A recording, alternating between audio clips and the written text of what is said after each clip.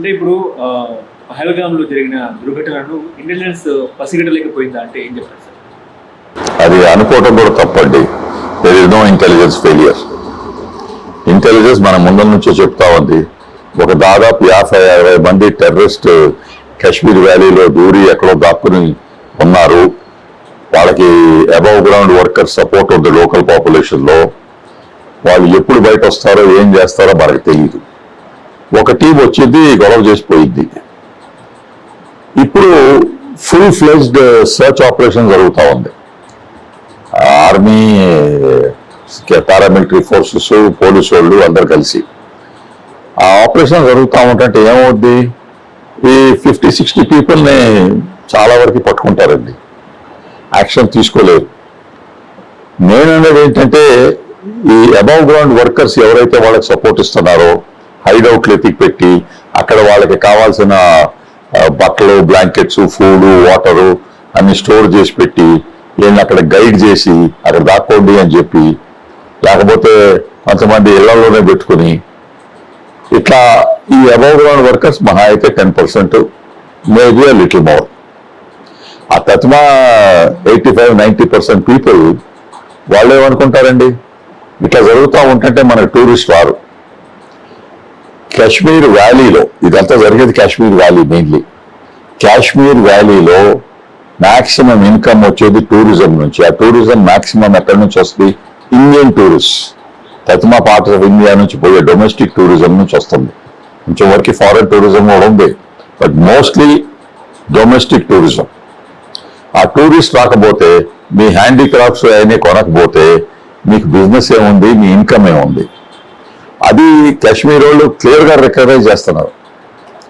అందుకని మేమే రిక్వెస్ట్ చేస్తున్నామంటే, మీరు నిలబడి ఇట్లాంటి యాక్షన్స్ అన్ని మేము నిందిస్తాము, these are not part of our religion and culture, వీళ్ళు రిలీజియన్ని తప్పుగా ఉపయోగిస్తున్నారు అని నిలబడి నుంచుని గట్టిగా చెప్పండి.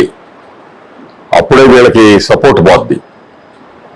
తర్వాత మీకు ఎవరైతే అబవ్ గ్రౌండ్ వర్కర్స్ వీళ్ళు సపోర్ట్ ఇస్తున్నారు అని మీకు తెలిస్తే అది ఆర్మీకైనా, పోలీస్కైనా, ఇంటెలిజెన్స్ ఆపరేటివ్స్కైనా కబుర్ చేయండి.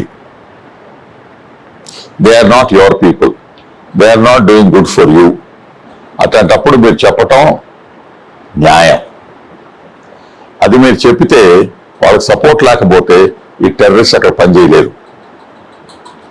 ఇంత కేర్ఫుల్గా ప్లాన్ చేసి వచ్చిన వాళ్ళు కంఫర్టబుల్గా ఎక్కడైతే దాక్కుని ఉన్నారో హైడౌట్స్లో కూర్చుని సడన్గా వచ్చి ఎక్కడ రావాలి, ఏ టైం రావాలి, ఎంత టైం పట్టుద్ది యాక్షన్ చేయడానికి, ఇవన్నీ అర్థం చేసుకునేవాళ్ళంటే ప్రాపర్ మిలిటరీ ప్లానింగ్ అండి.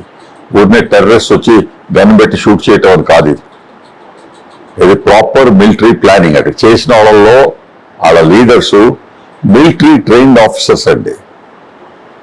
అందుకని పాకిస్తాన్ ఐఎస్ఐ అయినా, పాకిస్తాన్ ఆర్మీ అయినా దీంట్లో డెఫినెట్లీ ఇన్వాల్వ్డ్. దానికి కొంచెం ప్రూఫ్ కూడా మనకు కావాలి. నిన్న మన ఇంటెలిజెన్స్ వాళ్ళు వీళ్ళు టెలిఫోన్లో మాట్లాడుతూ ఉంటే ఏ ఫోన్ నుంచి ఏ ఫోన్కి వెళ్ళింది పాకిస్తాన్లో అని కొంచెం డిజిటల్ కమ్యూనికేషన్ డిటెక్ట్ చేశారు. ఇంకా చేస్తారు. ఆ లోకల్ అబవ్ గ్రౌండ్ వర్కర్స్ పట్టుకుంటారు. ఈ 50-60 మంది ఎక్కడైతే అక్కడ ఉన్నారో వాళ్ళని పట్టుకుంటారు. చాలా ఇన్ఫర్మేషన్ బయటకు వచ్చింది. We are clear it is Pakistan. Pakistan condition ఏంటండి, బలూచిస్తాన్ వాళ్ళకి అక్యూజ్ చేస్తున్నారు. దాదాపు రోజుకి 15-20 మంది సోల్జర్స్ని చంపేస్తున్నారు. పఖ్తూనిస్తాన్ వాళ్ళు ఆఫ్ఘాన్ సైడ్ నుంచి వచ్చేసి వాళ్ళు తెరకే తాలిబాన్ అని వాళ్ళ యాక్షన్ ఉంది. ఇక్కడ సింధ్ వాళ్ళు కరాచీ దగ్గర కొంచెం యాక్షన్ ఉంది. అది అంత పవర్ఫుల్ కాదు, కానీ జరుగుతూ ఉంది. అన్ని చోట్ల వాళ్ళు తట్టుకోలేకపోతున్నారు. వాళ్ళ క్వెటా నుంచి బలూచిస్తాన్లో పోయే ట్రైన్ని క్యాప్చర్ చేసినప్పుడు మీరు అంతకాలం చూసుంటారు. Pakistan is in a bad shape. It is going to breakup. ఈ టైంలో ఇట్లాంటి యాక్షన్ తీసుకుని వాళ్ళ పాపులేషన్ అటెన్షన్ డైవర్ట్ చేయడానికి చేస్తున్నారు. అదో ఇండియా వాళ్ళని అటాక్ చేసింది, అందుకని మేము వాళ్ళు చేస్తున్నాము అని ఆ మాట వాళ్ళ దేశంలో తీసుకురావటానికి. అప్పుడే లోకల్ పబ్లిక్ వాళ్ళకి ఇన్ఫ్లేషన్ ఇంత హైగా ఉంది, తినటానికి సరిగ్గా రేషన్స్ దొరకటం లేదు, అవన్నీ మర్చిపోయి మా దేశం ప్యాట్రియాటిజంలో వెళ్తారు అని వాళ్ళకి ఆశ.